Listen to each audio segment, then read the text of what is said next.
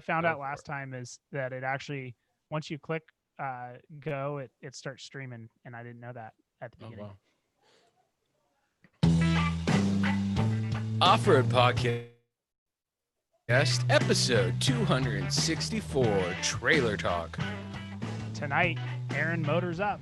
Jeremy goes clunk, clunk, clunk, clunk, clunk, clunk, clunk, clunk, clunk, and Ben rolls up his sleeves.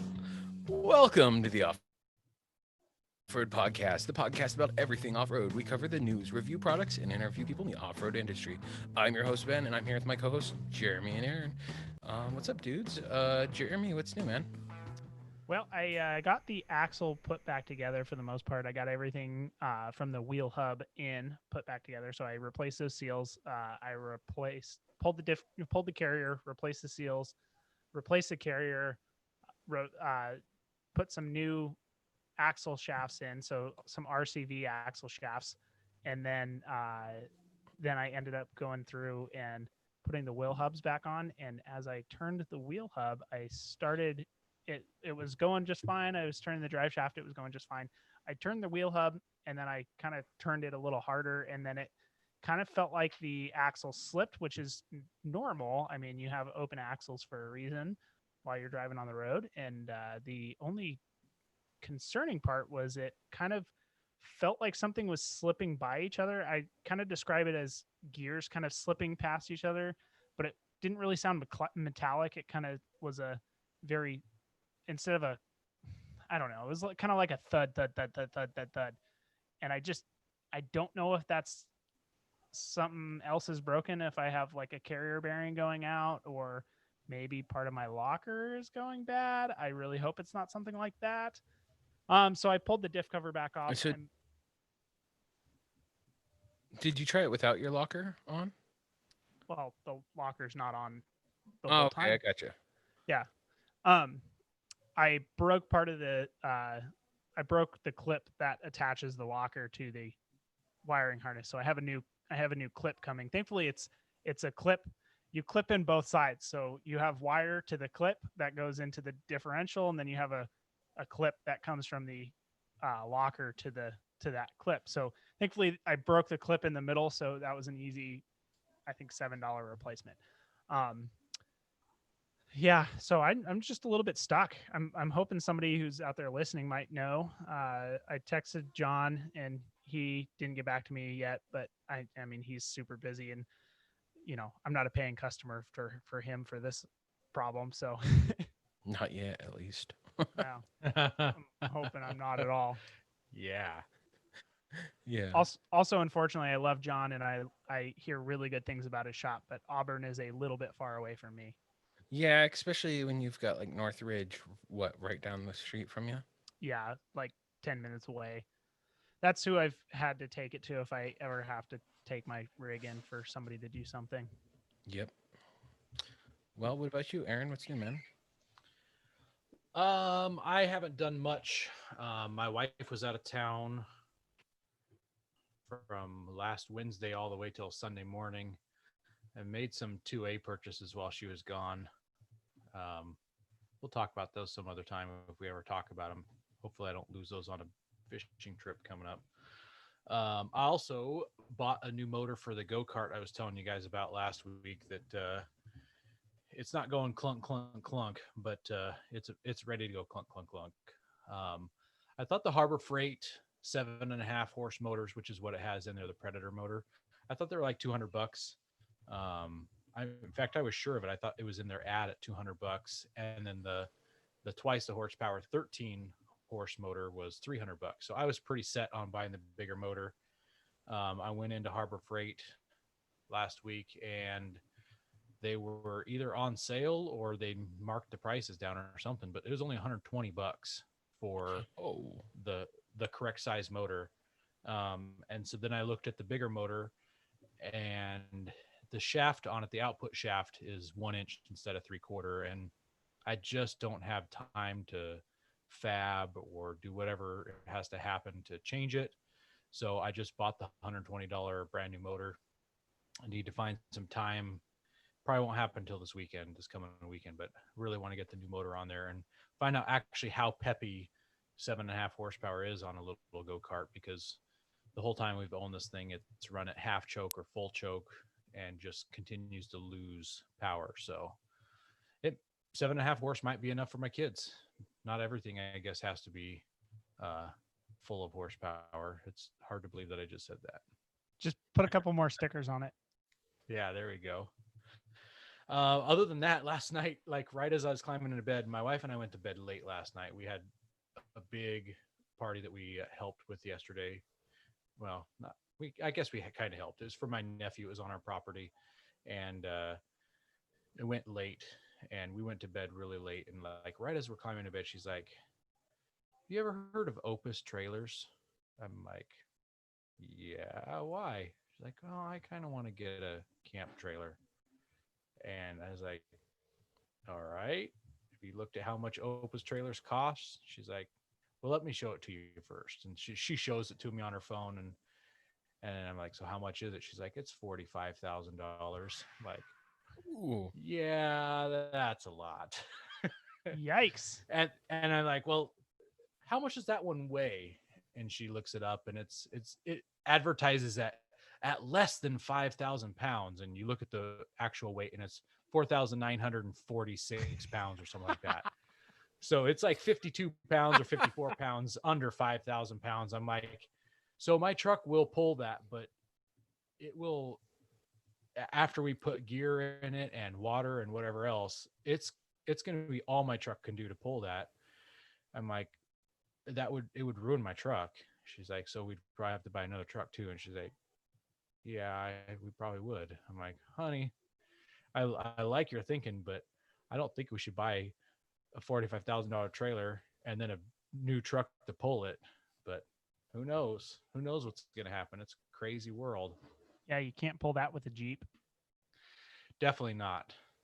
And then she showed me her second runner up, and it's No Boundaries trailer. They go like Nobo, Nobo. Yeah, And I've seen those like, ones. yeah, I've seen them too, and I haven't done much reading on them, but my gut tells me that it's just a factory trailer with a lift kit and off-road tires, and it looks cool, and it'd probably be just fine for Forest Service roads, but I'm not usually on Forest Service roads. You're usually in mall parking lots. No, I'm usually dragging it up a goat trail somewhere, or deep in the snow, or wherever I am, trying to get to places that people aren't. So Rick asked Can me you if I imagine checked for trying zip to ties. tow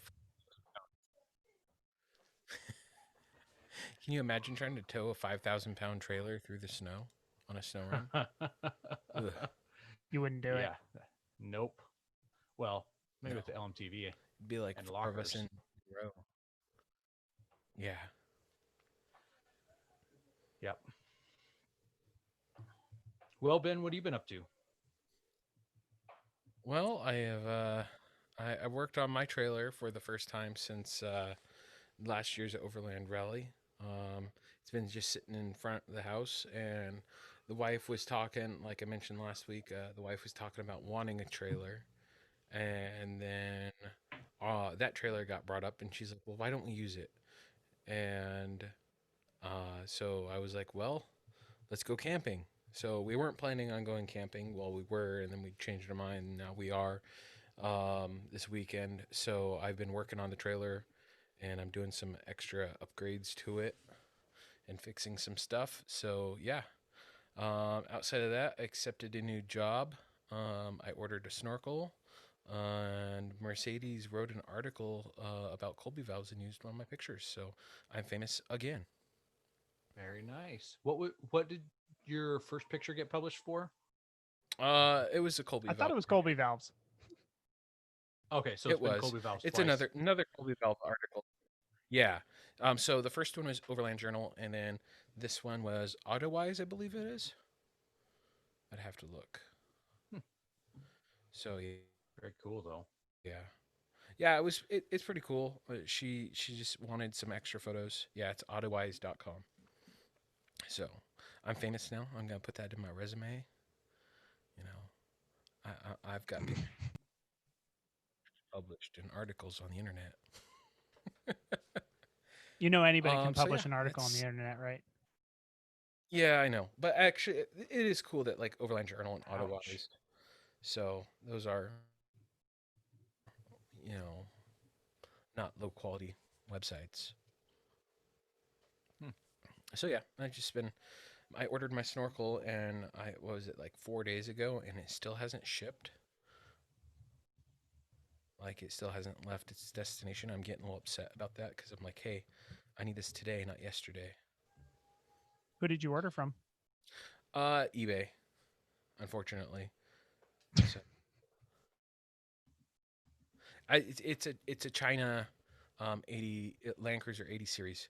It's that or spend $300 on an ARB one, and I don't got that money right now for 35s. They don't make a China one for a Forerunner. No, they don't. So it's a Land Cruiser or bust. ARB just came out with And one for the Forerunner. I assume that they must someone's fitted that one before. You must have read it on a forum or something. Yeah, yeah, it's been common practice for a last little while. So, if you want to upgrade to the ARB one later, does it use the same cut? Yes, it is. Okay, From what I that's what I would be From what I afraid know. of. And what do you know? I haven't seen anyone upgrade from one to the other. I'm not too worried That's about what it. I'm It'll concerned work. about. Yeah, but Yeah, I don't know why you'd want to upgrade it. I mean, mine's a Chinese snorkel, and I've had it on there for 4 years now, 3 to 4 years.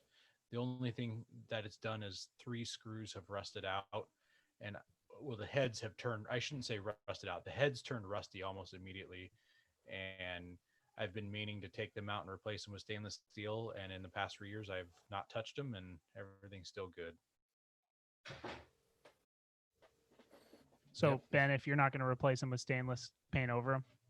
Yep, that's what I was Is that thinking. what is that what you're saying, Aaron? Yep, Paint 'em. that or some paint them or was it plasti dip them, and I can just peel it off if I need to. Mine were painted, but it must have just been some really shoddy paint. So, yeah, I maybe just get some replacements from the right out the gate. I shouldn't say from the factory, but right out the gate when you go to install it. That'd Yeah. probably be the best way to do it. How do you plan to cut a hole in your fender? Hole saw? You I got can one use a that template. big? Not yet. Usually might- it's like a 6-inch hole saw. Yeah, I think for mine it's a 4-inch hole saw. Okay. But I've got a few friends that have done it that have done the same snorkel mod, so I might hit them up. Are you I sure? would. We'll see. Go ahead. Only Go ahead. I was gonna say check with Dennis. Dennis might have a hole saw that big Yeah, for he the does. LED We've can cut lights. Yeah, we've cut holes that big in the in floors, so he probably does, and he'd probably help me do it. He'd probably enjoy cutting my car. Bastard. Grr. It's always fun cutting somebody else's car. Yeah. Yep. So Yep.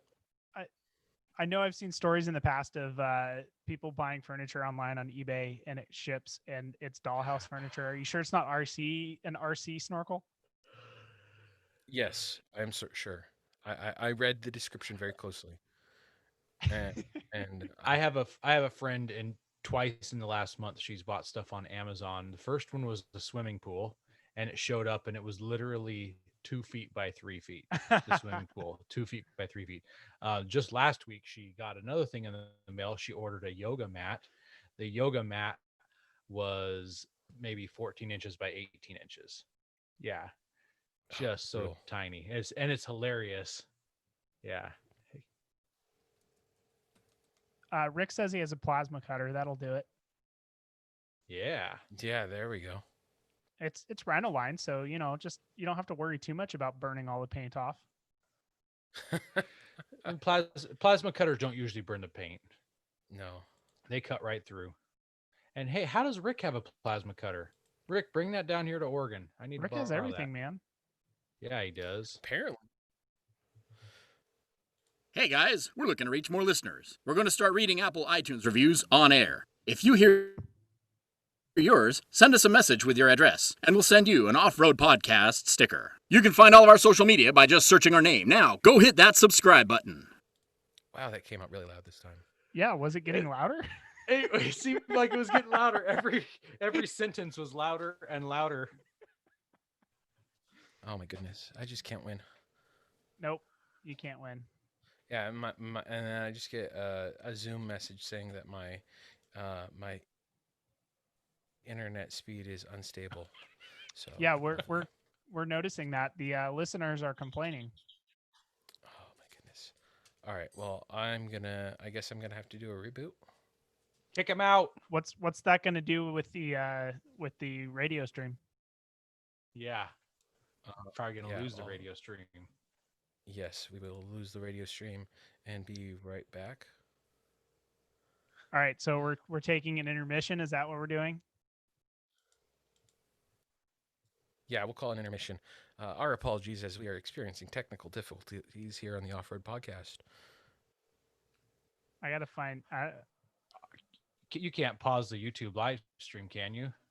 Nope, but I.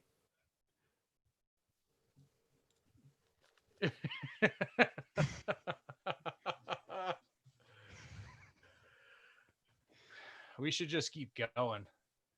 You just well, I mean, but Ben's gonna lose. That's all right. Well, he's They'll- gonna lose his recording for the audio version. I see. Yeah, that's true.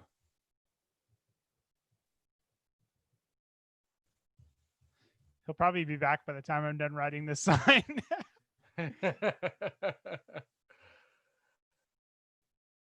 It doesn't look like he's even left yet. We're gonna see how well I can draw a Jeep on with this.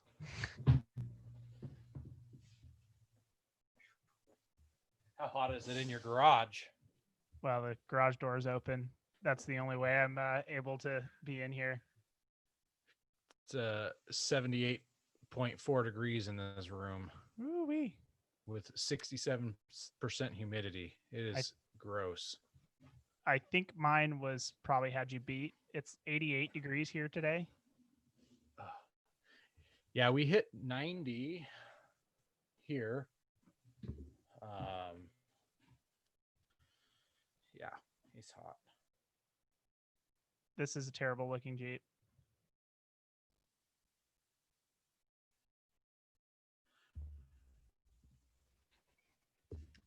It looks like a bed, a king size bed, and you just drew a full length pillow. It does. That is what it looks like.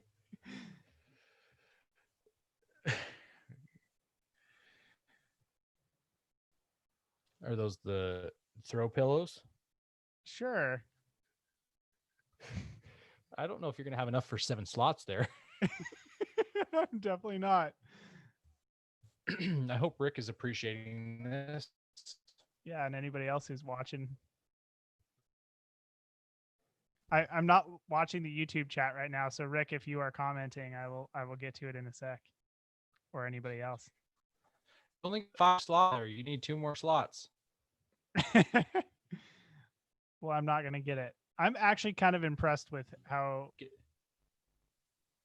because I am not an artist, and that's at least if No, I you're, if I you're drew this in correct. You're Pictionary- correct. You're correct. You are not an artist. But if I drew this in Pictionary, would you guess it? Is the real question. Oh my goodness, guys. All right. I should design our new logo. No. All right. Am I lagging still? Does it sound pretty So good? far, it sounds good. All I right. don't think so. All right. How's that Jeep looking, guys? That's looking Give us really a thumbs up for the Jeep. Oh, they can't see us right now. I don't know why I'm thumbsing thumbs out up here. for the Jeep. Oh my goodness. And I just got to bring Yeah, Rick is right. I did draw pizza cutters on there. Yeah, the tires are supposed to be way fatter.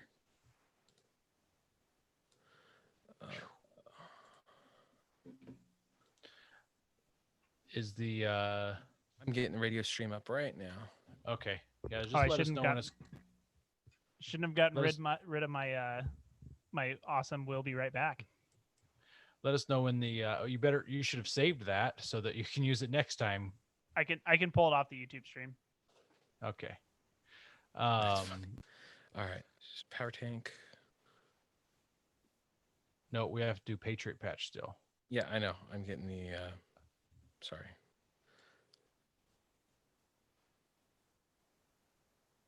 All right, we're back on air. There we go. Excellent. Back on air. So, what you didn't miss was Patriot Patch and how awesome they are, because we didn't do that ad until we're back on the air. We wanted you guys to hear about how awesome their patches are, how awesome their stickers and their shirts are, their cleaning mats. They've got lots of cool stuff. We mentioned last week that they've got those grenade patches, the barbecue sauce and hot sauce and ranch and things like that. So yeah, Patriot Patch is just killing it with patches. I'm hoping that they do another limited edition run, because I want to see you two guys go nuts over trying to buy patches on Friday at 1:00 in the afternoon on a limited run. So that was Usually when I'm enjoyable. camping or working or out Yep. of terrible Speaking- timing. Speaking of that, I got so I ordered 2 of the Squirtle patches, and one of them never showed up. Oh, really? Yeah. So that was like I don't know, a month and a half ago. I get an Yeah. email from Jake today, and he's like, "Hey, what's a good address for you? Because this one didn't make it to you." And it's like, "Well, the other one I ordered did, so here's the address." And he's like, "Yep, that's the right one." So I think my mailman's just incompetent. Why wouldn't they have shipped together? Because you have to order them separately when they do those limited runs, because they don't want you buying up, 50. I gotcha. And so they Um, just didn't get consolidated or something. Yeah, the first time he consolidated them. The second time he didn't. I don't know. It's just the luck of the draw. Probably the last time they probably noticed that there were 2 going to the same place and just threw them in the same package. But this time So, they didn't. so did you get your second one then? Not yet, because he's shipping it out tomorrow. Because he just emailed me today.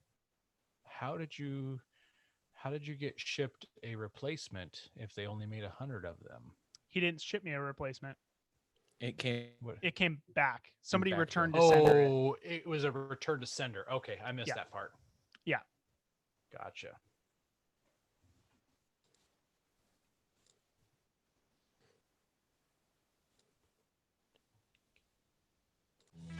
The news is brought to you by PowerTank, the ultimate mobile onboard air system for performance, versatility, and reliability. They are your source for all air-related accessories. Check them out at powertank.com.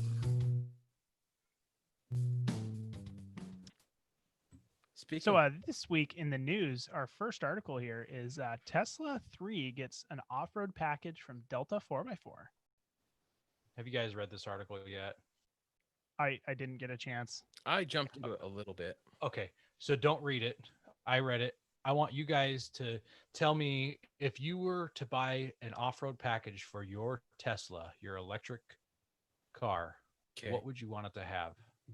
Skid plates, tires. I think the batteries actually act as kind of a skid plate underneath them, so It's that's got not something you got need. super strong skid plates underneath of it because of regulations to protect the batteries. So I'm not worried Yeah. about that.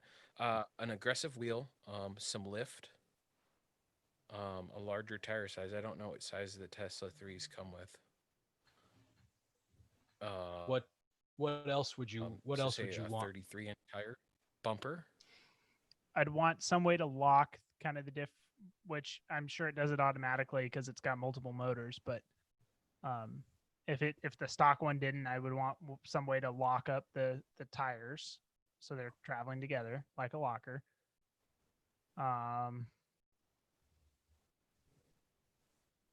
some cool decals. A roof rack. A roof rack. I know. No. I legitimately, I would think that the all-wheel drive system would work pretty well in it, so I wouldn't be worried about that. I'd just say lift tires and a winch. I think that would be pretty awesome. A winch or a winch bumper would be pretty awesome. So, well, you guys were right. This package, all it is a very small lift kit, 1.6 inches, some wheels and tires, some Cooper all-terrains. And the tires are 245 45 18s.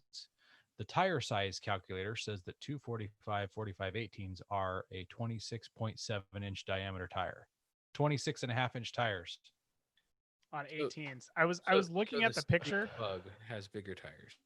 Well, Well, the Stink Bug had way bigger tires. not even just that, but I was looking at the photos, and there's a lot of rim for that tire.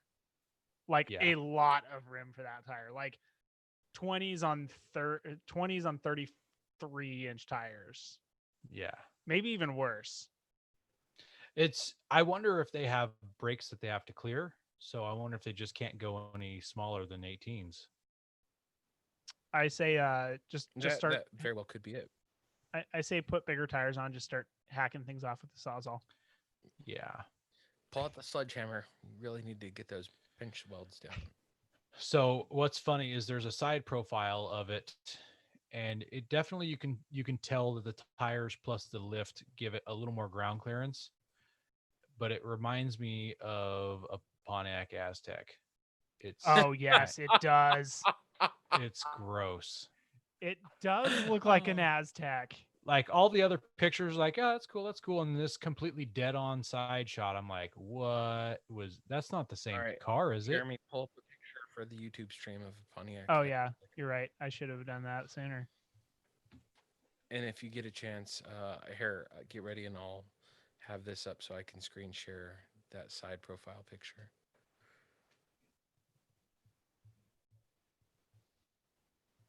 You talking about this side one? Yep. Yeah, it does look like an Aztec. It's like you're looking at the pictures. Okay, pretty cool. Pretty cool. Pretty cool. What? Yep. I didn't know they got a hold of. What's that file on your computer that said porn? It didn't say porn. Oh, so if you're listening, the article will be in the show notes. Please look at it, and then after you look at that picture, look at a Pontiac Aztec if you've never seen one. And yeah. Or better yet, just run over to the YouTube and you can see it there. Yeah, check it out on Yeah. YouTube. And you can see my beautiful drawing of a Jeep when we were having technical difficulties. Yep. So our next article here is 10 ways the Jeep Wrangler beats the all-new 2021 Ford Bronco. So last week we talked for almost 2 hours about Ford Broncos. Really in depth. If you missed that episode, go back, check that out. Episode 263, the 2021 Ford Bronco reveal episode. We talked a lot. We had a guest on the show helping us talk about it, Coy. So check that one out. So number one, maybe we can take turns going through this one. Number one, the first thing that the Wrangler has that the Bronco doesn't have that makes it better is a diesel engine option. I'd say that's fair. Yeah, absolutely. Out of the box, the first year, you've got a diesel option right away. Yeah. Yep. How many years did it take for them to put a diesel motor in them? A lot. Let's see. Well, I remember in 2007 people asking for them, and we're in 2000. They were actually doing them in vehicles for overseas, but not for the U.S. I bet it doesn't take as long for Ford to put a diesel option in. Probably not. Can you imagine a power stroked Bronco? That would be really, really heavy though. You definitely need a smaller motor to deal with the to put out the power. Just those big engines, yeah, they put lots of horsepower up, but they weigh a ton. Yeah. Oh, So yeah. real quick, the 3-liter Eco Diesel V6 for the Wrangler, 260 horsepower, which is really a respectable horsepower number, but the torque is where it all comes together. 442 foot-pounds of torque. That's a lot of torque. Yep. So the next point that they made was solid axles, which again I feel is fair, especially depending on what you're wanting to do with the vehicle. Yeah. I think it's only fair if you are serious rock crawler kind of guy. If you're going to use it for just about everything else, it's going to be better. You aren't going to get death wobble in a Bronco unless something's really wrong. Yeah. Yeah, that is true. Well, to be fair, you don't get death wobble in a Jeep unless something is wrong. But I think it's really easy for something to go wrong. Yeah. There's multiple things that cause the death wobble in the Wrangler. Something would have to be really, really, really, really wrong in a Bronco for something to be wrong. Yeah, you would have had to let Ben drive it. Then he would have folded up a tire. Jump it. Jump it. Send it. Send it. So, Well, I'll tell you what, it would probably take jumping it better than a Wrangler. The IFS. Yes. Yes, Yeah. for sure. well, the next one here is the mirrors stay with the doors, and they're What? so they've got an interesting argument, and they said anyone who wheels in tight forests of the Pacific Northwest or down in the tight woods of the Southeast will attest that they don't want bulky mirrors. It's one more thing to get ripped off on a boulder or tree. Plus, Bronco mirrors appear to be huge, and we don't know how they will fold. Oh, No, it says we do know they will fold. We don't know how hard they will be to remove. I don't like this one. I think it's a silly yeah, me argument. neither. So I wheeled with my doors on all the time with the big giant bulky mirrors that are on the Dumbo mirrors of the Wranglers on the JKs, and I never once hit my mirror on a tree hard enough to rip it off and need to fold it in. So Well, to be fair, I've done it. we have an expert on the show, and we had I think it was last week or the week before, we had someone comment that they did it as well. So Yes. Yeah. it's happening out there. I am happy to hear that Ben didn't do it. So My argument though is I don't want to wheel without mirrors. Mhm. Because I use them all the time. B, if you're wheeling in the Pacific Northwest, most of the time your wheeling is going to be not when it's nice enough to wheel without your doors on anyway. I took all three a I took an off-roading class many years ago, and it was like an introductory off-road class, off-roading 101. And I'm not going to say who the company was that put it on or anything, but they handed out this sheet, and it was like step 1 of off-roading: fold your mirrors in. And I was like, I use those. I use Yeah. those to see where All I the time. was, or I Tire use them placement? to see. Yeah, or as you're going around a tight tree, is Mhm. it time to turn yet? Are you going to pivot around the tree, or are you going to run into the tree? So, Am I about to Yeah. smash my rear window in? Am I going to yeah. So take off my rooftop tent? I only fold. There's only two reasons why I fold my mirrors in. The first one is if I'm driving the LMTV. The second one is if it's getting too tight. I'll fold them in, and then I pop them right back out once I'm through that difficult spot. To be fair, on the LMTV, we took them off. Yes, we did. well, Yeah. and on the LMTV, we did try to fold them back out, and it broke them. Yeah, twice. So our fourth one here, is the off-road package gearing. So the Bronco with the 7-speed manual has a 94.7 to 1 crawl ratio. That's a big deal because the highest that the Wrangler has is only 84.2. But what they're saying here, though, is when you have the 7-speed manual, you can't have the higher horsepower motor and you can't get it with 35-inch tires. So if you want the V6 and the 35-inch tires, you have to have the automatic, and the crawl ratio on that is 67.8 to 1. So way Well- lower. Yeah. I got a couple arguments here.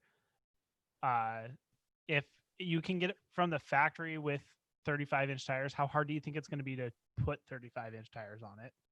Correct. Yep. So that I feel like is a little bit of a bad argument. And But you can't get it with the bigger motor, is what they're saying. that's fair. Yeah. Hemi swap. That's the only option. And not Hemi. It's the Bronco.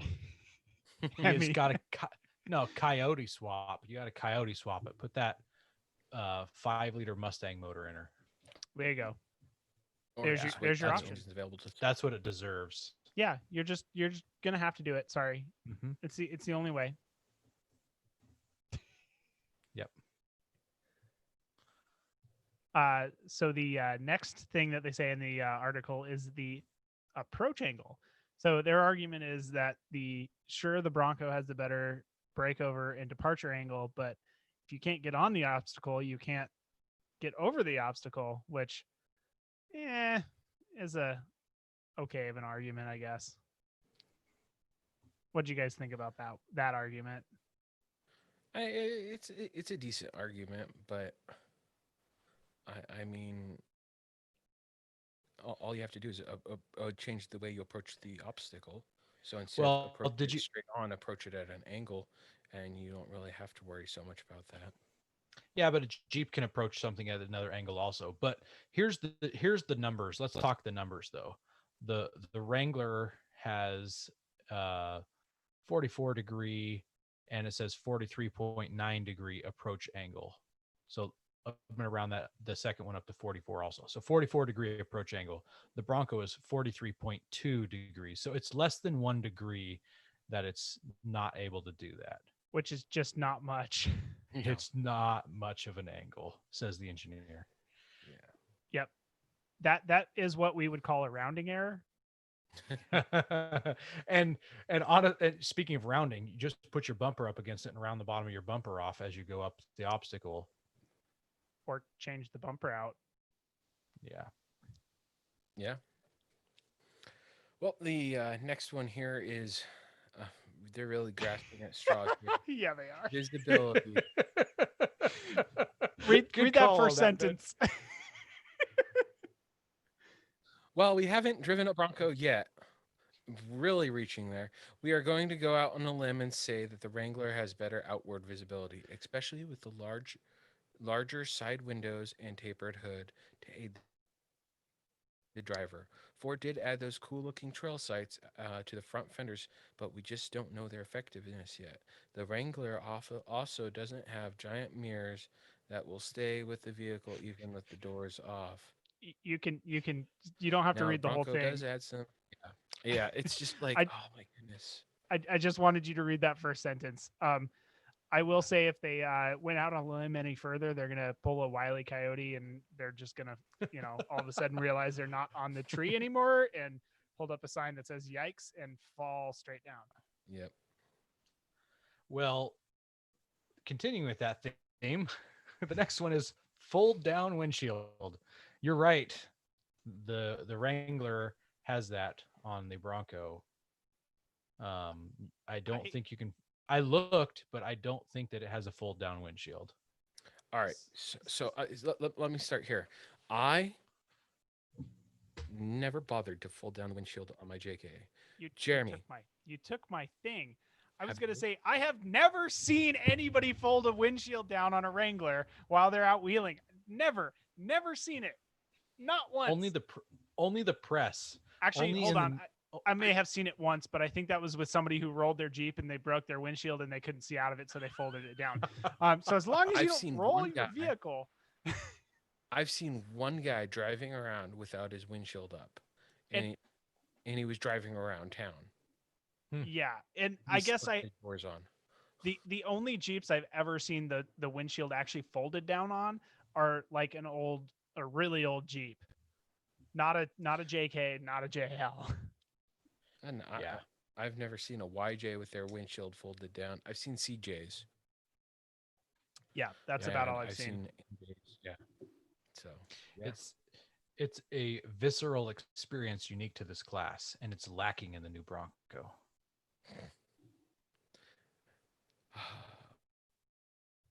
All right. Rick Is says this it'll next take us one 3 hours to tell us why the Jeep is better. mine? All right. Manual transfer case. Oh, So Rick said he saw it in a mall once. That's fair. that is fair. So Jeep has a manual transfer case versus an electric engagement like the Bronco has, just like my Forerunner. Forerunner has. Mhm. It's nice to pull the lever and get instant 4-wheel drive. That is a good argument. I'll give him that. It is. I do wish I had a manual lever to throw in my Nissan, because in the past when I was having some issues with my transmission, it would mess up the 4-wheel drive. So it would be nice to be able to throw that in or out as I pleased, not as the computer pleased. Yeah, I can swap an FJ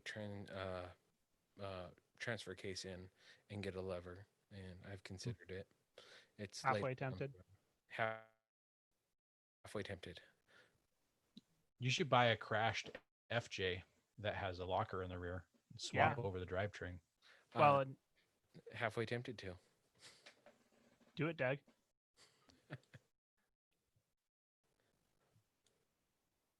So the next thing on the list is a V8 on the way. So they reference that, hey, this isn't official yet, but the V8 Hemi is coming to the Wrangler, which I don't know how they know that if it's not official yet, unless they have some inside information there.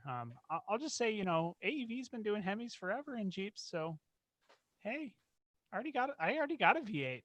This is old Yep. news. Yep. And I would be shocked if Ford didn't do a high performance motor. Oh, It might not be a V8. They may or may not put that Mustang motor in there, but if they don't, they're definitely putting a big turbo V6 in there, and it will definitely compete. Yeah. I think it's a no-brainer for them. I mean, they need to get it launched first and get the models going before they can start doing that type of stuff. So give it a couple of years and then they're definitely going to probably catch up to that. Yeah. Well, the last one here is aftermarket support.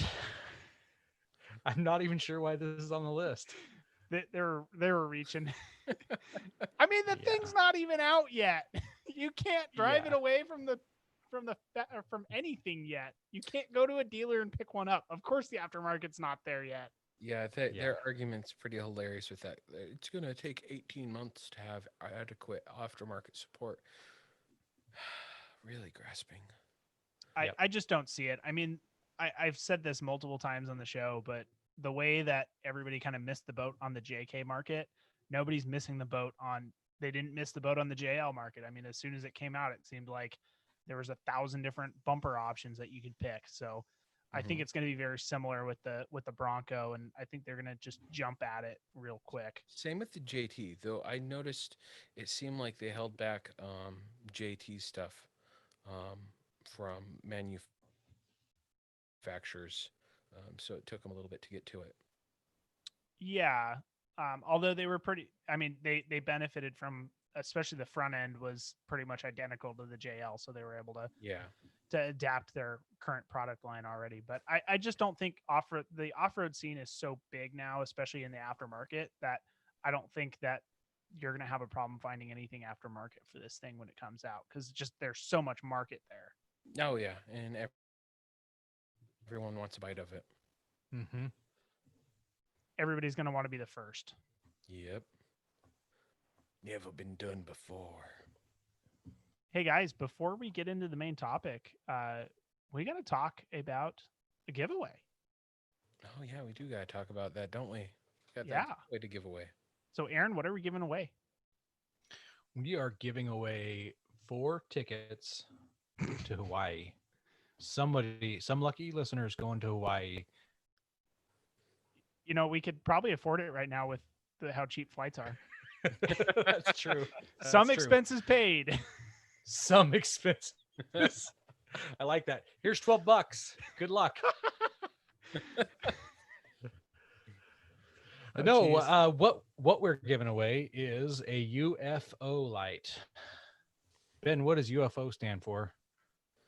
Unidentified flying object. Yeah. What I does don't it think stand this for light flies CBT? though. Oh, damn. I don't think this.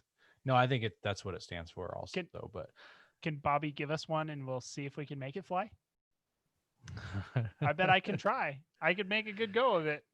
it'll probably fly on the way to whoever wins it via Good air point. freight. Yeah. Yep. Yeah, So, so a UFO light from CVT.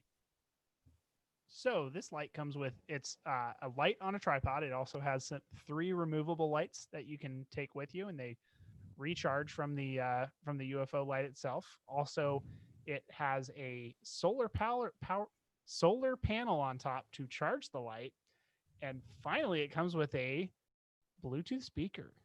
Yeah. It's a pretty cool package. We're super stoked to be giving that away. Definitely wish I had one.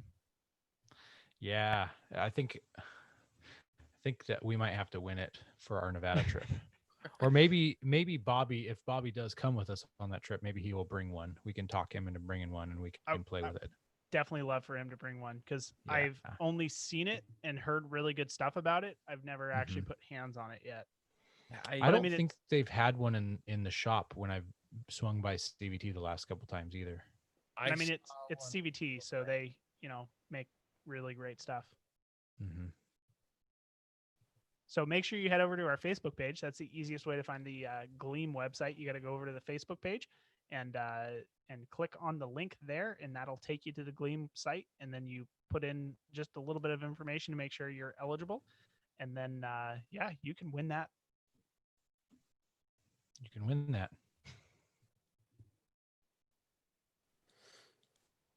And then is there going to be an extra way for them don't to forget enter? to listen. What's that? Is there going to be an extra way for them to enter? There is. Later in this episode, we're going to give away a code word. Every live show on either the YouTube channel or the radio, you can get the code word from the show, and there's a new code word every week. It's worth 50 extra entries every single week. You cannot get it from the podcast version. You have to go and listen to either the live on YouTube or the radio, or you can listen to the replay on the YouTube. Yes.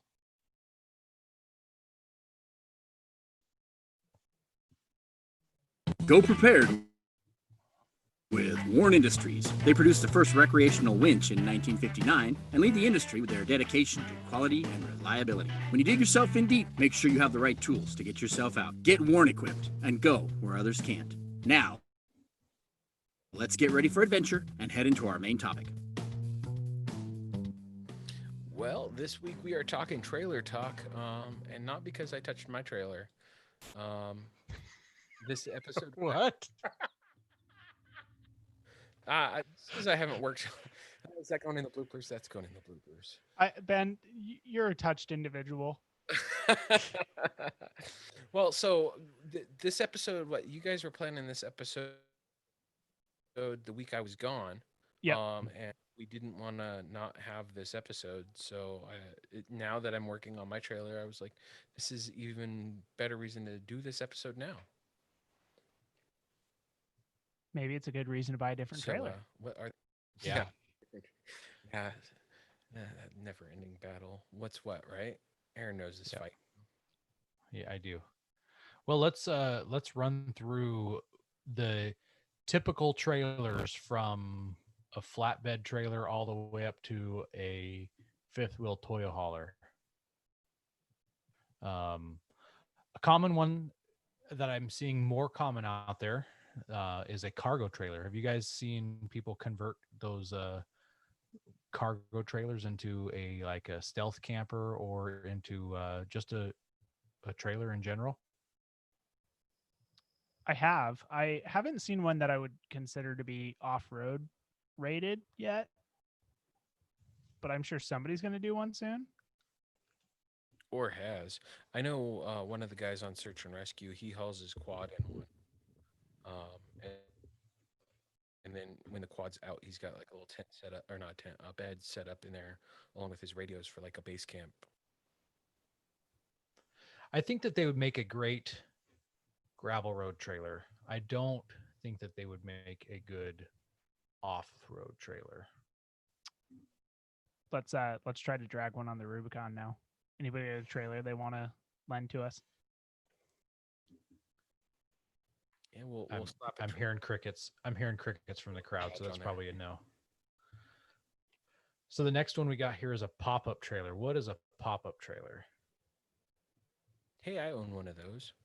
It pops up into so there's a crank on it, and you crank up the top, and it opens up. It's got a bench in it and two beds, or two separate beds, plus the bench turns into a bed, and then it generally has like a kitchen with a sink and a grill. You own one of those? I had no idea. Why have I never My seen it? in-laws. It's a 99 one.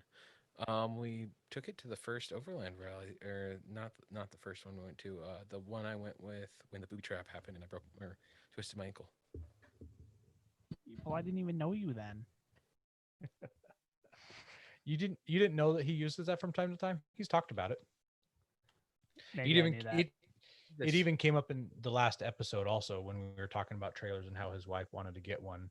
And I said, "You already have one." And he said, "No, I'm not talking about the pop trailer." Apparently, I just tuned Ben out. Unless I'm going to make fun of him. So there's some other kind of pop-up trailers, Jeremy. I'm drawing a You were- blank here. You were explaining one earlier, one that goes like up, pops Oh, up. yeah. Where it's kind of just like a box trailer and it just lifts up, and it's got canvas wall sides.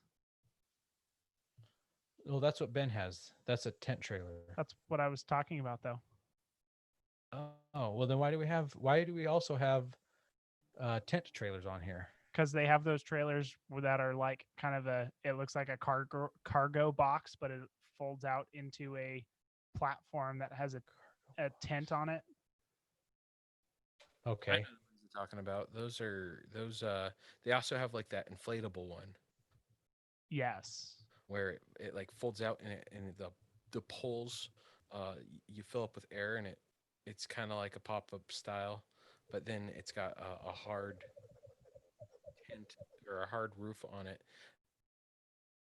that folds out and gives it more space. It's hard to describe like that. Opus makes one or they make several that are inflatable, and they kind of look like a traditional pop-up tent trailer, but rather than having like a hard roof, it's all inflatable. Kind of interesting. The next one we have here is a flatbed trailer, and there's several different forms of these, and a flatbed camp trailer might just be used for someone who just throws some totes and their tents and everything in there, and they just use it to haul gear to a campsite as opposed to sleeping in it. And don't forget the trailer queens. They haul their trailer queens in them. No, like you put a car trailer, flatbed trailer. Put your wheeler on Usually it. usually those are enclosed, but yeah, that's true. Yeah, they'll haul your trailer queen to the trail for poser shots. Or Ben's Ben's rig stump. away from the trail. Well, I've used one of those for my trailer to get it back home one time when our buddy Dennis had to come rescue me the day before Thanksgiving, and we had to winch it into the back of his dump trailer when my leaf springs exploded. Oh, he used his dump trailer for that? Yeah. Well, that's funny. I thought Yeah. he used a box trailer. He's also got a box trailer Yeah. that hauls No, them. we put it in the dump trailer, and it's a good thing we did. Because you were gonna just take it straight to the dump.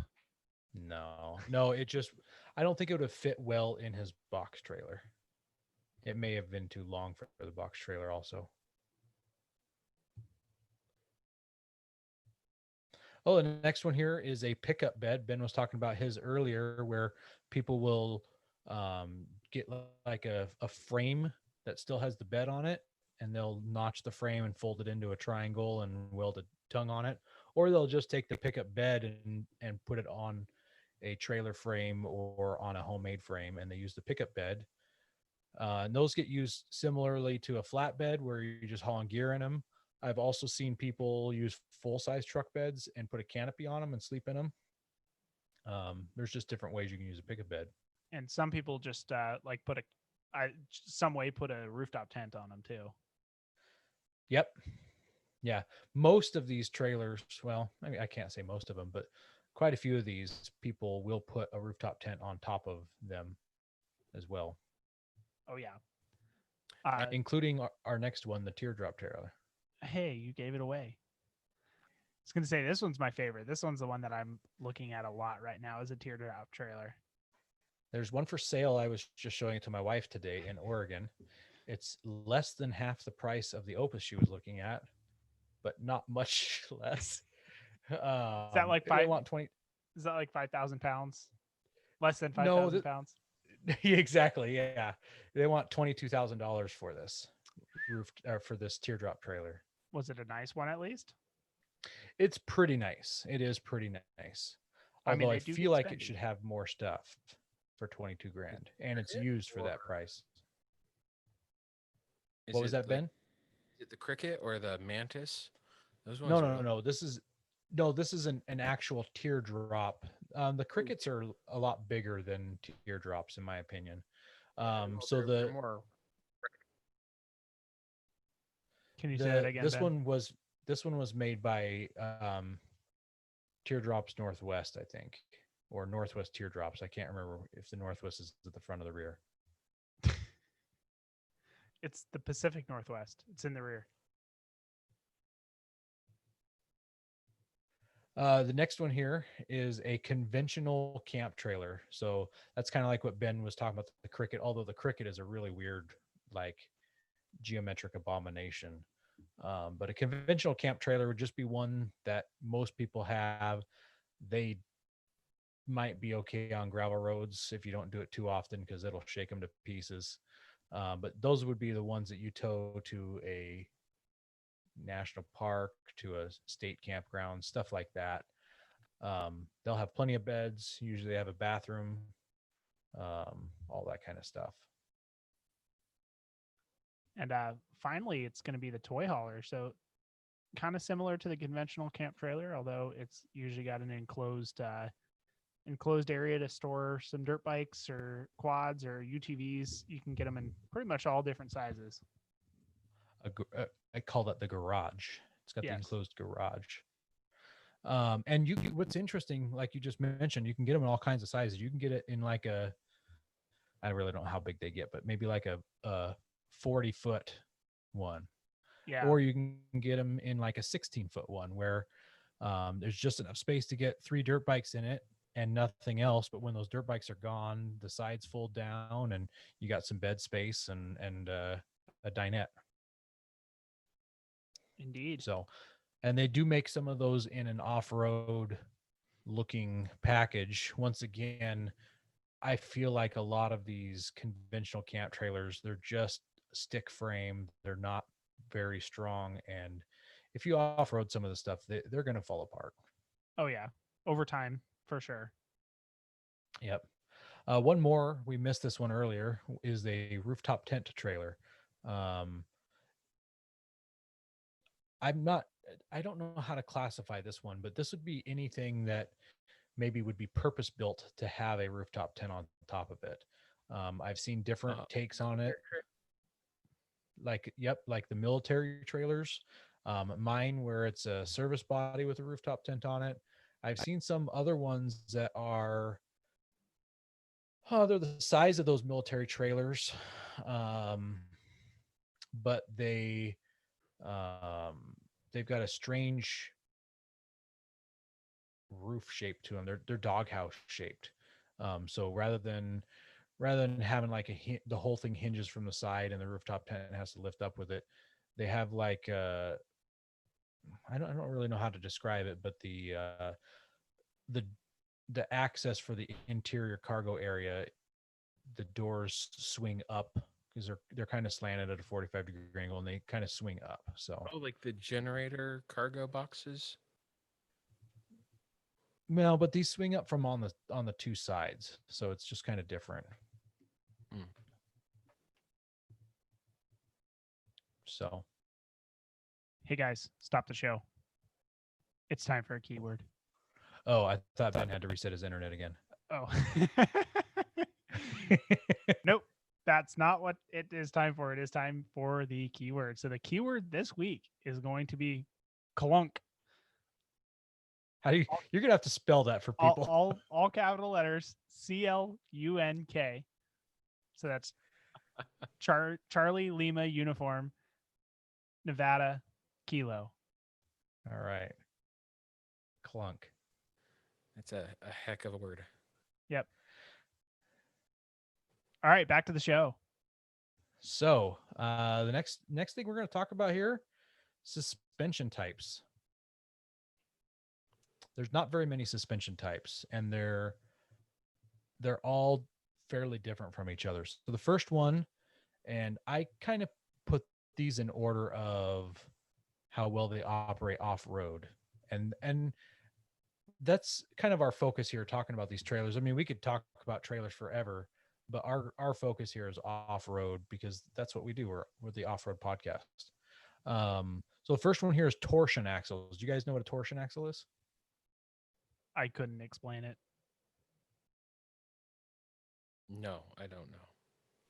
I think that it's what a lot of boat trailers have, and so it looks like a solid axle.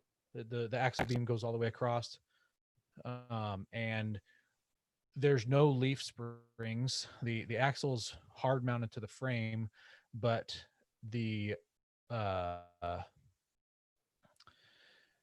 hub is mounted on a lever. The lever tucks into the axle tube, and inside that axle tube is a whole bunch of, I think they're like rubber.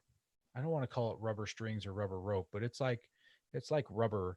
And as the lever goes up and down to take up what the suspension is doing, it presses against the rubber inside of there. And when you squish rubber, the more you squish it, the harder it gets, the more it fights back. So it's doing the suspension job. There's no leaves. The bad thing about that, this is what I learned from Mario at AT Overland, is that when you start cycling those things at a high rate off road, that rubber gets really hot. And when rubber gets hot, your trailer meets the road. The rubber fails, things fall apart, things fall off, and you're stuck. You're up a creek without a paddle. So torsion axles are not good for the off-road world. It might be just fine once again for light gravel roads, heading to a local camp spot, a state camp, things like that, but definitely not good for heavy duty or high speed.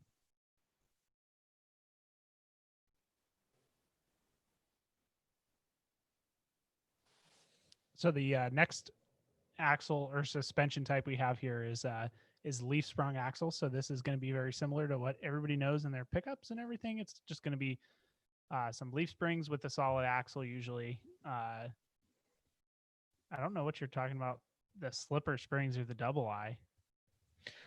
So a double eye leaf spring is a typical leaf spring. It's just the bowed leaves with an eye at each end that you connect to your shackle and your connection. A slipper spring only has an eye at one end, and the other end is just kind of hanging out there, and it's just kind of tucked in a channel, and it just kind of moves and grinds in there. That's what you get when you buy a Harbor Freight trailer. You get a slipper spring. They work. but metal is riding on metal. Metal's wearing metal out. Metal's clunking and making noise. So a lot of people change out their slipper springs to the typical leaf spring, which has 2 eyes on it, called the double eye spring.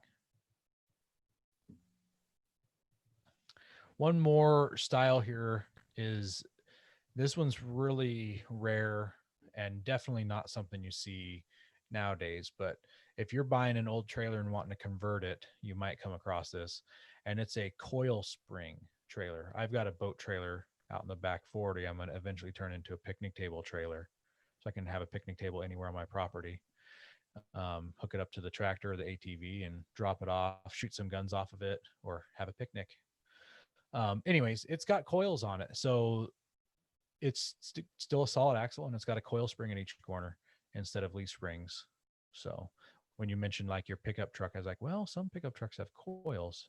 And then it reminded me, oh, that's right, coil spring trailers. Ben, you want to hit this last one? I'm not too familiar with the Timbren axleless style, which is what we're going to talk about. I've heard that they can fail, and when they fail, it's bad. But I've also heard some really good things about them too for clearance. I think everything can fail, and when it fails is bad. Yeah. Well, I haven't goes heard much across about the failures. This is what all the cool kids are doing nowadays, is the Timbren axleless suspensions. It's an independent, so they each, it's basically a swing arm, or even you could even call it an A arm, and the 2 points of the A connect to the frame, and the third point of the A kicks a spindle out the side, and you connect your tire to it. And essentially there's just an airbag that goes between the A arm and the trailer frame. And because they're independent, they one doesn't always go up when the other one goes down, kind of like a solid axle. That could be a big benefit for off-roading when you're in a trailer. You're not trying to crawl stuff with your trailer. It's not putting power down, so it's okay for one to stay level and the other drop in a hole. So, just to get a little bit off track here, somebody in the comments on the YouTube recommended checking out Overkill trailers. Those are pretty sweet. I've just done a little bit of perusing because we're doing the show, but I'm definitely going to go take a look at them a little bit later. Looks like it's a local Oregon company. Oh, that's cool. They're pretty sweet. Sounds like somebody maybe we should have on for a future episode. Absolutely. Another thing that you can do with these Timbren axleless suspensions is that if you're camped somewhere and it's on a side slope, you could lower the pressure in one or raise the pressure in the other, or both, and level your trailer just by using the suspension. So that's a cool thing. That is really cool. I've not really looked into them too much, and it is a very cool system that I can see being very useful for keeping your trailer stable. Mm-hmm. I know a guy that's flipped his trailer on its side. So. Oh, I know a guy too. Oh, I know a guy as well. Yeah. It might be the same guy. It might be. So maybe we should talk about that real quick. So what happened to that guy is that his axle was too narrow for the center of gravity that he had, and because it was too narrow and the center of gravity was too high, it flopped. Kind of like what Consumer Reports said about the Suzuki Samurai back in the day. Does this person's name rhyme with Karen? Oh, ouch. I need to speak to your manager. Oh, well, I wasn't diming you out, but now I guess you just dimed yourself out. Yeah, so that was my trailer. Yeah, I will freely admit it. So I built I'm sure most people who listen to the show regularly know that I built an off-road trailer, and I've talked about flopping the trailer several times. So I built it, and the axle I chose was too narrow. And I did some testing before I took it off road. There was a roundabout a few blocks from my house, and like I was driving as fast as I could around that roundabout. And it wasn't lifting a tire or anything. I took it on the freeway. I like whipped it up and down off ramps. I'm like, this feels good. It's great. The very first trip I took it out on Barlow Trail outside of Mount Hood, and it was just bobbing. One tire would come up off the ground. And it was like hang time with the tires too. So it was very nerve wracking. I made it through the whole first day. That night, I mean, and we tried everything. We like lowered the tire pressure, we raised the tire pressure. I took as much weight off of the trailer as I could, and I put it down low in the trailer. And then day 2, I was coming around a corner, and I wasn't going fast at all, maybe 5 miles an hour. I was just crawling, and one tire popped in a hole right as the other tire popped up over a rock, and it was just enough to tip it over. Super slow. I watched it in my side view mirror that I didn't hit on a tree. So with that, just kind of thinking about that as you're talking about it, do you think that your suspension might have been a little too stiff for it? Um, Have enough movement to allow it to absorb the energy from bouncing up and sinking down? I mean, widening it did solve the problem, but I'm just wondering that if you had more, I can't think, dampening, if that would have helped. so dampening is different. Dampening would be like adding shocks to it. And I really debated on whether I was going to add shocks to this build. And talking to the guy, Scott Cheney, who runs Compact Camping Concepts out of Eugene, Oregon. He's the guy who I bought my first axle from. He said you don't need, unless your trailer is bobbing up and down and up and down and up and down while you're going down the road, you do not need shocks. Trailers aren't built with shocks. They just aren't something trailers really need. Very few trailers ever have shocks. So I never did put shocks on it, but that doesn't really answer the question that you're asking. Were my springs too stiff? I don't think my springs were too stiff, because my trailer going down the freeway and stuff, you hit a bump and in the rearview mirror, it looked like it was kind of on a pillow. It floated up and down just a little bit. It didn't bounce hard. So I don't think my springs were too stiff. And as I was alluding, I guess I wasn't really alluding to it earlier, when I had to tow my trailer home the day before Thanksgiving inside of another trailer, my leaf springs broke, and that is because of overloading my trailer.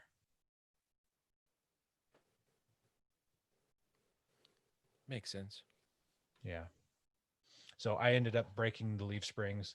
I put heavier leaves on them. I think the pack that I had on there initially was rated for 2,350 pounds. 2,350, I believe, is what the pair of them was rated for combined. And I stepped them up to 2,800 when I replaced them. And now when I go down the road, it has a little bit of a bounce to it. So I know that it's stiffer now, but it'll handle, it doesn't bounce when I fill it full of firewood, which is my life's goal. Well, yeah.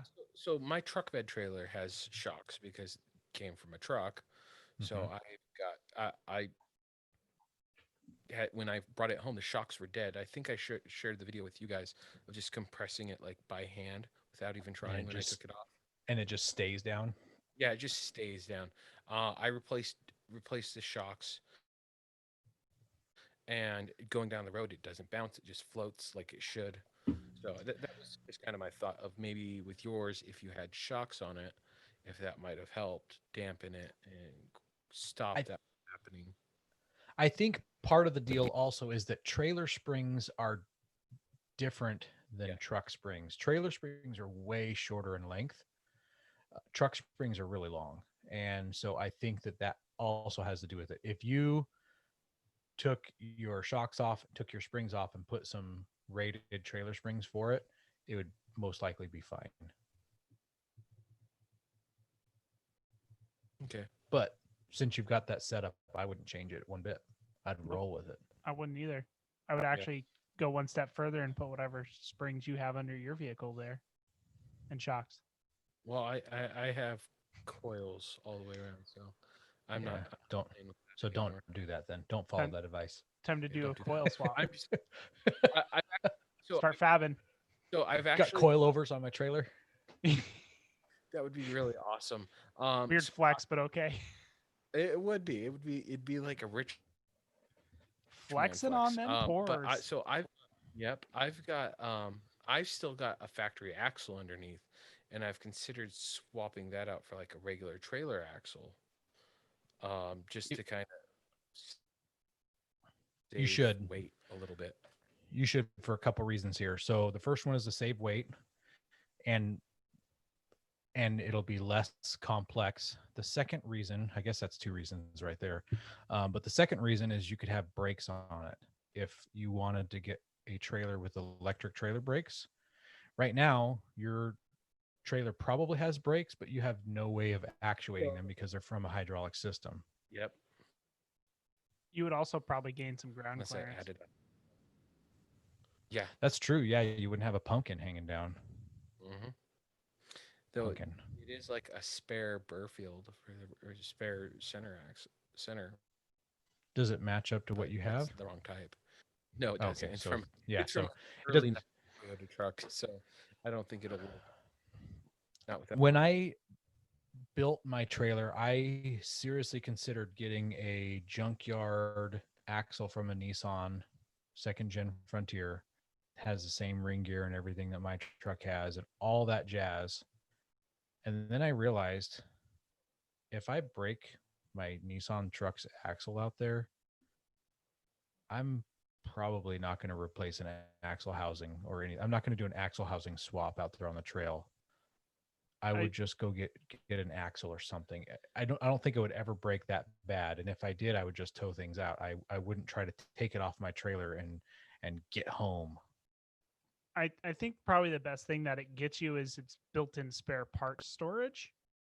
Not necessarily that you're going to swap in the whole axle, but you can. Yeah, for me, the only benefit would be the center.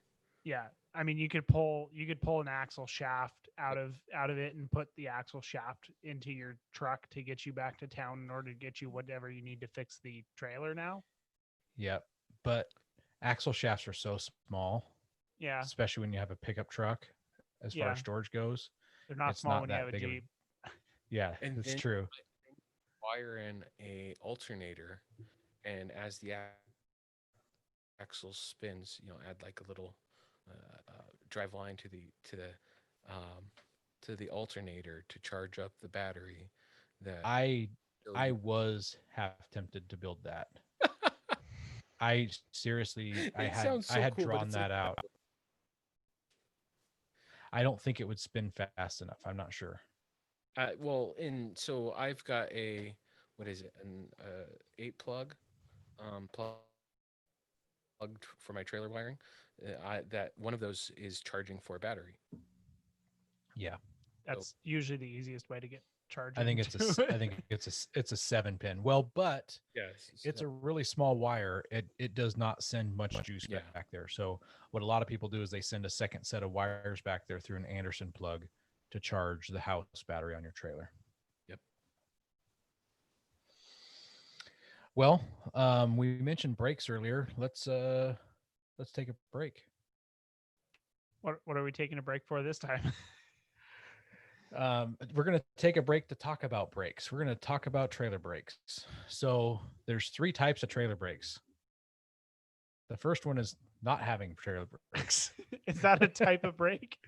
Well, I wanted to include it because a lot of small trailers don't. And actually some municipalities say if your trailer is under X number of pounds, you aren't required to have trailer brakes. I don't think that's a federal law. I think that's different state laws. But I'm an advocate for brakes, not just because helps slow the trailer down, but it's less wear and tear on the tow vehicle and prevents your tow vehicle's brakes from heating up. Like if you're going down a steep grade, you've got one more thing slowing you down. That's one more thing saving your tow vehicle's brakes. You can also use those brakes if you're in a hairy situation or something. You can hold the brake lever on your brake controller to hold yourself in place for one reason or another. Yeah, well, another cool thing is, especially in off-road, you think of some going down some of those steep hills with loose sand, and you've got all that weight behind you pushing you. That trailer brake can really help you Mm-hmm. slow down and Question stop. for you, Aaron. Well, Fire. On your trailer, can you hold down the trailer brake and do a sweet 4-wheel burnout? I don't think my trailer will grab that hard, but if I was on a loose enough surface, it would. um, there are reasons when you would. So brake controllers are pretty sweet. They allow you to adjust how much your trailer is braking. Also, it could be that your trailer, when you step on your vehicle's brakes, it locks up those tires, and you don't want to do that because then you're flat spotting those things. That's not really good.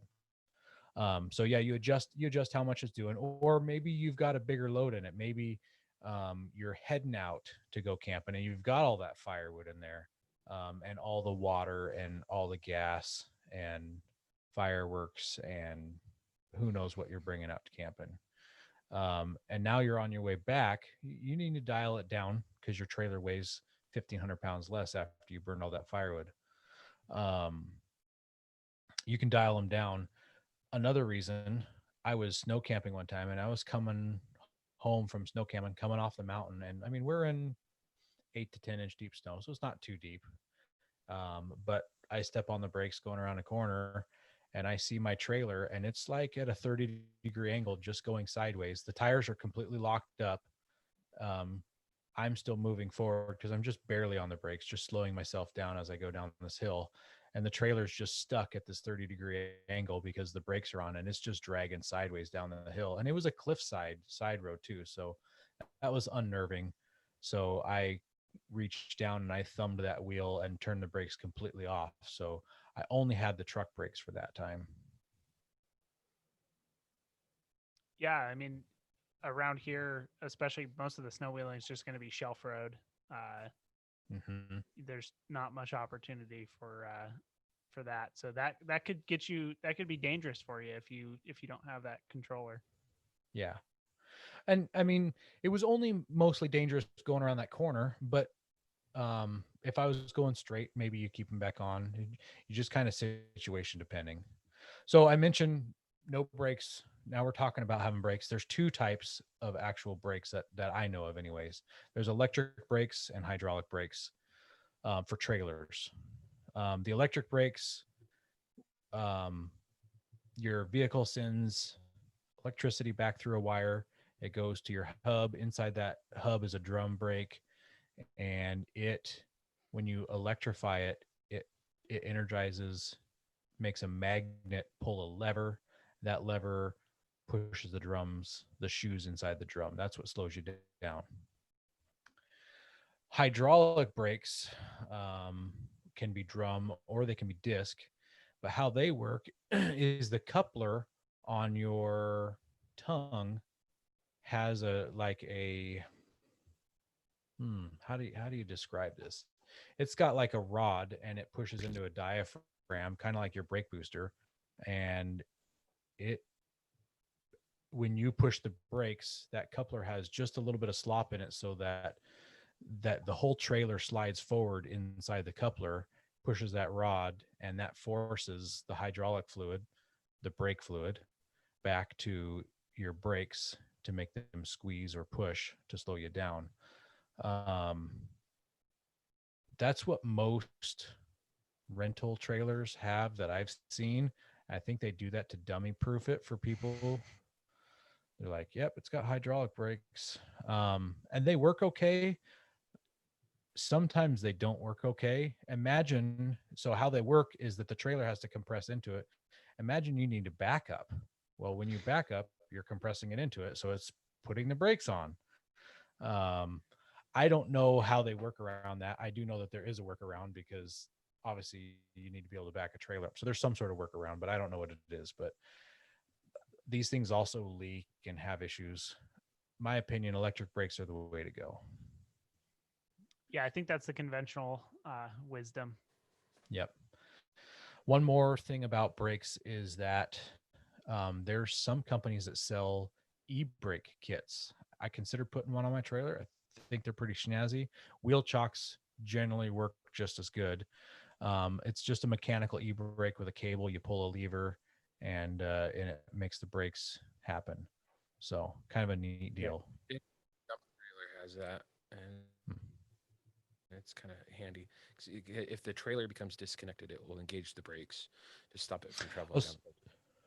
Well, so that's a different thing, and we should talk about that. That's like they call it a breakaway, and so it's got a battery in there, and when your trailer does break away, it pulls that cord, which tells the battery to send the juice to those brakes, and it just locks them up. You can't, um, well, I guess you can. You can pull that cord if you wanted to use them as trailer brakes at a campsite, but it only lasts as long as the battery has the juice in it. So once that battery's dead, it's done. So you wouldn't really want to try to use that for parking brakes unless it was very short term. Come back from a day of wheeling and your trailer's down a hill. Yep, because you set the parking brakes. Yep. Okay, we got how do you connect it to your truck? So few options here. The old ball mount, that's pretty standard. They make balls in different sizes: 1 7/8, 2 inches, 2 5/16. I think those are the three main sizes for balls. The bigger they are, the more capacity they hold. So the big ones are usually on big equipment trailers and things like that that aren't using a pintle. Speaking of pintles, anybody want to talk about pintles? So I had a military trailer for a bit, and it had a pintle, which is basically you've got two rings that connect. One is a solid one, and then the your pintle hitch. Um, it's there's a top and lower half. The trailer sits in the lower half, and the top closes, and you lock it in place, and it becomes another ring. They're very loud and noisy. Ding, ding, ding, ding as you're stopping or turning. They do help prevent rollovers of your trailer, but it can also cause, if it goes and there's no stopping it, your vehicle will go and there's no stopping it. Yep. Which Do you know what that ring is called? the So next one, right? the pintle is the part that's on your tow rig. The ring is the part that's on the front of the trailer. Do you know what that ring is called? It's a little trivia for you. No. It's called a lunette. A lunette. There's another type of pintle, and it's the same basic thing, but I think it's dumbed down so that you can have one hitch to pull either a ball or a pintle, and it's just a ball and pintle combo. And essentially, rather than just having that beak closed down on the pintle to hold and latch it in place, it closes down on a ball. Yeah, I've seen those, and I always thought they seemed kind of goofy. Um, Yeah, I see them though on big construction rigs. Um, it must so work. they must work. Um, I would I agree with you. It feels janky, and all the videos we see with balls shearing off when people put a bunch of force on it, I wouldn't want it. I would want a traditional pintle. Yeah, I think Well, who knows? Maybe one solid piece, so it's less chance of it shearing off because there's like the bolt that that shears, which causes the ball to fly, right? Yeah, I'm not sure. I think And what? that I Go think ahead. they probably use them a lot on like construction sites because most of the time, if they're towing a trailer, it's probably just a normal ball. But if they're maybe some of the equipment they're trying to move around the job site or something. might be a pintle. Yeah. That makes sense. And I think the forces you're going to see when you're towing are probably a lot less than what you see when all of a sudden somebody straps a chain to their ball and guns it for Yanks. about 20 Yeah. feet before they hit the end of the chain.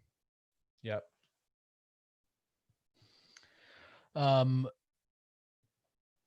Let's skip the next one and talk about the next one, which is a fifth wheel and a gooseneck.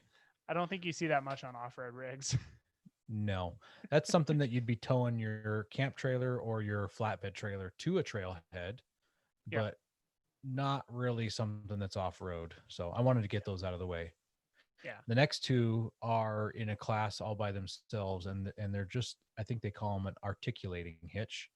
Yep. And the whole purpose of them is to articulate.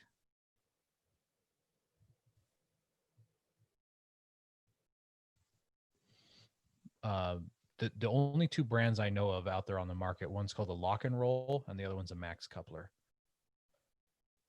The Lock and Roll is really easy to reconnect when you disconnect from your trailer. The Max Coupler is definitely sturdier. I have the Max Coupler. I bought it because I was afraid of the Lock and Roll. The first wave of Lock and Rolls, I understood if you jackknifed your trailer backing up, that you would twist and torque and it would ruin it and it was shot. So I went with the Max Coupler because I built my trailer to be able to jackknife it so that I could open my tailgate and access my truck bed while the trailer was 90 degrees from it. Yeah, that Jeremy, you look like you're looking something up. I'm responding to comments in the comment section. Gotcha.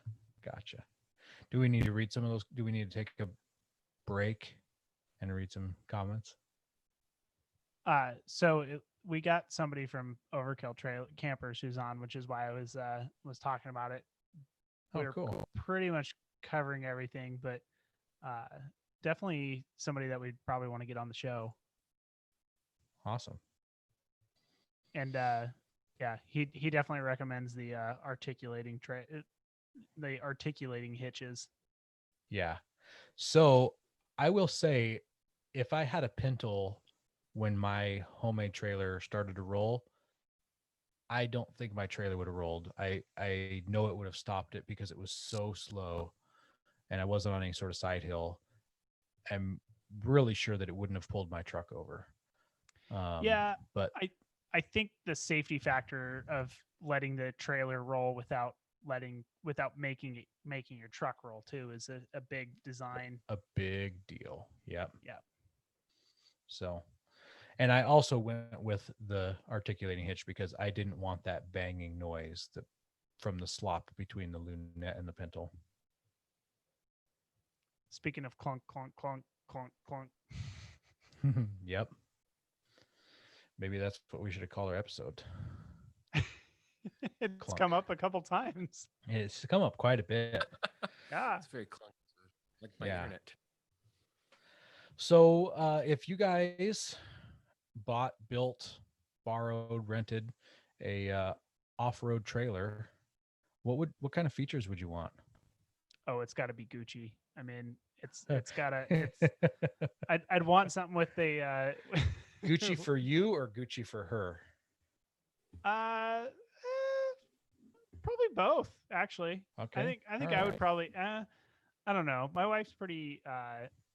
She's pretty not simplistic, but she likes things to be simple. Mhm. So That's it why would she actually married you. probably be more for. Yeah, that's a fair point. Definitely a water tank. And I don't need like a bathroom or anything, but an awning, some electrical stuff would be great. Solar would be fantastic. And sometimes I would want the heater or AC. Yeah. I've definitely had a need for both. Yeah, I mean it'd be great for like our snow camping trips to have AC or to have heat. Warm in your tent there? For the Nevada trip, AC would be fantastic. Yes, it would. Yeah, yeah, Um, that definitely would. I'm bringing along a 12 volt, or sorry, a 18-volt cordless Milwaukee fan with a couple big batteries. There you go. I need to do something like that.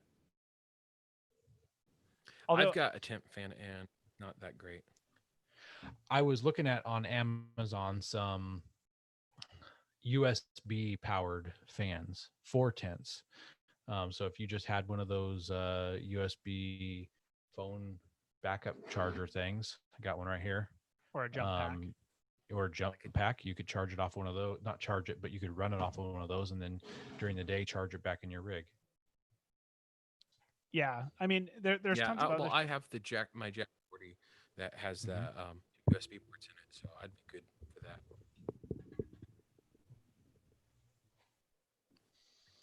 Let's see here. So, Ben, what are some things that you would want for features? I'm to the point where I think I want like the off-road teardrop style tent where it has a kitchen in the back with some electrical features and solar power, and then AC would not be bad sometimes. But that's not really needed. Um, my wife would love a bathroom. Not going to get that Um, on a teardrop for not sure. get that on a teardrop. You might get a bumper dumper, but Yeah, not a real bathroom. but if there was an awning and I could put an awning room in there and put some fancy camping crapper instead of my bucket with a toilet lid, I'm sure she'd Yeah. be a lot happier. Maybe, but man, those toilets, in my opinion, are worse to clean out than just pooping in a bag in a bucket, because That's now you've got you have a plastic container that your feces is in, and you got to clean that out. I mean, you can take the cap off and glug it into an RV dump, but now I mean, it's still nasty in there. Yeah. I've sworn to never get a cassette toilet.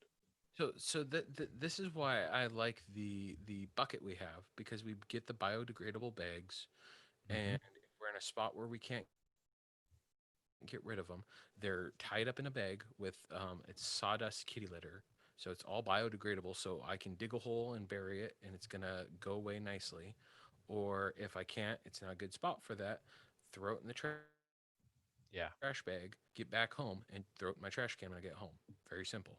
It's illegal to put human feces in the trash. Just saying. Supposedly, well, these wag bags, I think, make it okay because somehow it neutralizes something, and you can just throw it in a trash. But I don't know. I nobody's. I mean, who's gonna know that there's poop in a bag when you're throwing it in the garbage? That is true. Yeah. So let's talk about some features. So the first one is storage.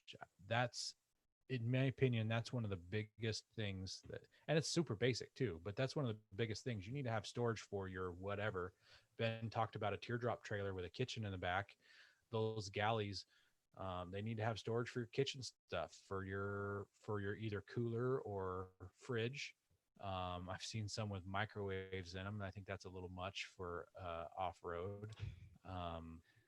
Off-road microwave, man, Yeah. Gucci as heck. It would be, but I mean, what kind of food are you microwaving if you're off-roading? If you're gonna get anything, get one of those 12-volt ovens that Kravik likes so much. Yeah. Yeah. So that's storage in your kitchen area. Other stuff you got to store if you're on like a week-long trip in your trailer, you might not want to bring a suitcase. You might want to stuff your clothes into some drawers, that kind of thing. You got kids, you got to put the board games, the card games, the coloring paper somewhere. All the flashlights that I have need a separate drawer just for flashlights. You need a new trailer for the flashlights. There's just lots of stuff to store. Food, the food doesn't just magically sit there.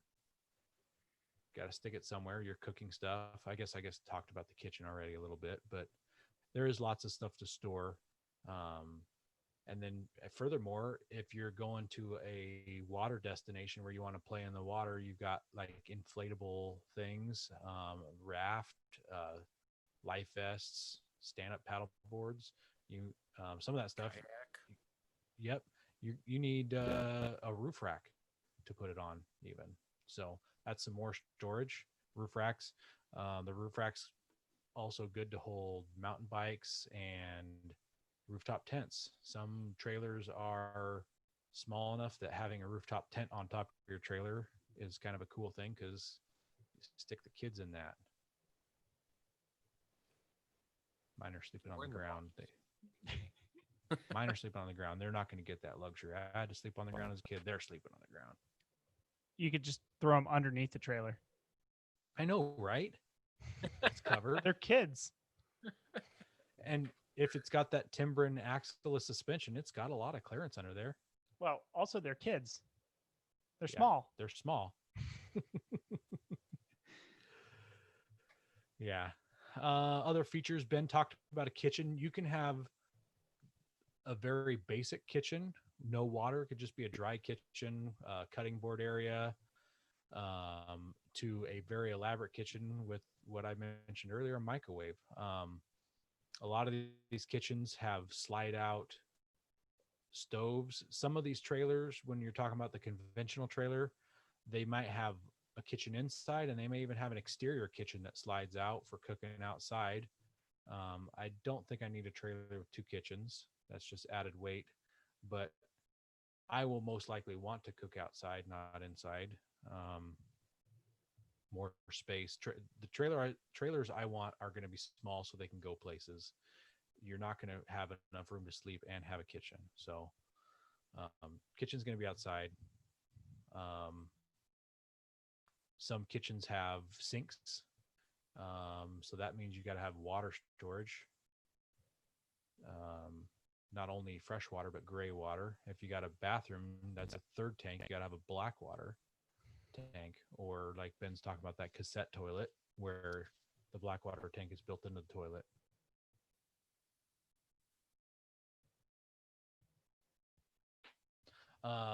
Some kitchens have the sink where you want hot water, and some of these trailers are pretty slick. They've got propane instant hot water heaters on them. Have you guys seen those? I have. That is definitely something I'd be interested in.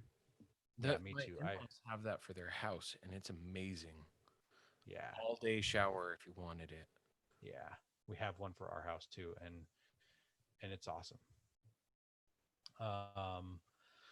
There's also a more basic version of a water heater, and that's like a road shower, or some people make their own homemade road showers, and it's just a long watertight pipe with a fill, and then usually they've got some sort of air nozzle. I'm struggling with the right word for it, where you put air into something, but you pressurize like a them. Schrader valve. Thank you, Schrader valve. Yeah. Yep. You put air in through the Schrader valve to pressurize this water storage, and then you've got water pressure, and you stick these up high on your rigs in the sunshine. They're painted black, and they get hot, and they get plenty hot to have hot water for washing yourself, washing your dishes, your dog. I keep looking at those. They seem like they'd be handy. I'm surprised I haven't built one yet, because you can just buy black PVC that they already use for water, and or something, or maybe you don't use PVC. I guess ABS is black, so you buy PVC and you paint it black or do something, and you just get some screw-on caps, and then you also have a T somewhere in the middle of it, so you can have a water fill area, and then drill and tap one end of it to pressurize it, and away you go. I'm surprised you haven't done it either. Yeah. Maybe I'll make some for everybody for the Nevada trip. This will be my gift. I don't have a roof rack, so Well, I was gonna order them off of Wish. They're gonna be this big, okay, that's fair. the size of a chapstick. And it's going to be like plastic water bottle thickness. Actually, that is like a survival hack, is to fill water bottles and paint them black to heat water. Yeah. Yep. So that does work. We talked about bathrooms. You can be basic to, like, some of these tent trailers don't have bathrooms in them, but they have a shower curtain in the middle of them, and you just pull the toilet out and you sit in the middle. You take your dump in the middle of the trailer inside of your shower curtain, so you got your privacy. And other ones have actual bathrooms. I've seen some cool outdoor showers too. Speaking of showers, where some trailers just like have a door and you open it up and there's just a shower head. There's no curtains or anything. Some of them have a really cool swing out shower curtains that fold up nice and tight. So that's cool. You get awnings for your trailers. Awnings can turn into screen rooms. You can sleep more people into those. And I talked about a rooftop tent on top already. You guys mentioned heaters and air conditioners. I've seen diesel heaters, so it's not using any electricity unless you've got a fan, a little 12-volt fan maybe. And then obviously AC is definitely going to draw power. And if you want something that draws power, you got to have an electrical system. Some of these trailers get pretty fancy with their electrical systems. Some of them are just basically a deep cycle battery and some sort of controller and a way to charge them. And then, of course, there's solar to charge your electrical systems. I guess speaking of electrical, some of these trailers come with like a stereo in them. I've seen some with like a small TV in it too, and a DVD player if you wanted to get crazy. But I go out to the outdoors not to watch television. Yeah, I've got a projector that we've brought once now camping, and it was nice for the 12 littles. children that were there. Yeah, the littles. We threw on one movie for them, and it kind of kept them all rounded up for the 2 hours that the movie ran. And then For that one time period. Yeah, for that one time period, and they didn't even all sit there for the whole thing. Yeah. Well, I feel like there's a bunch more we can talk about trailers, like trailer skins, trailer frames, types of tires, and the wheels that you put on them, and things like that. But we're running really long on this episode again. It's almost like a Bronco Talk episode. I know. What's with that? I think it's because we were talking Bronco earlier. Fair enough. Fair enough. Well, I guess that about wraps it up. If you've got any trailer stuff to throw in, make sure you write us. Let us know. Chat with us. Yeah. Reach out to us. We love fielding questions, answering questions, and hearing from you. And we'll let everyone else know if you've got some facts you want to share. Go prepared with Warren Industries. They produce the first recreational wind. Wrong one. Don't forget to visit Patriot Patch and join the Patch of the Month Club. Check out our Gaia affiliate link for up to 40% off.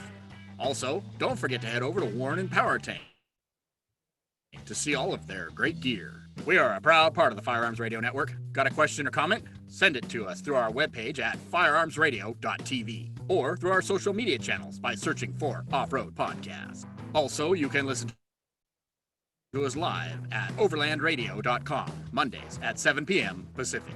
When off-road, please remember to have fun, tread lightly, be safe and courteous, and thanks for listening